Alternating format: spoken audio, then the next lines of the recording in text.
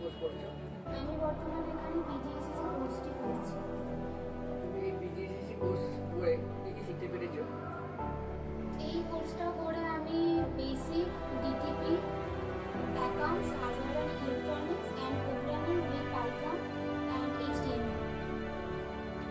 আর এখানে আমার কোর্সটা করার সাথে সাথে আমাকে এইমস ইনস্টিটিউট থেকে ফ্রি অফ কস্টে আমাকে একটা মাল্টিমিটার, স্ক্রু ড্রাইভার অ্যান্ড একটা ব্যাগ আমাকে ফ্রি অফ কস্টে দেওয়া হয়েছে। অ্যান্ড এখানে সমস্ত টিচার্সরা খুব যত্ন সহকারে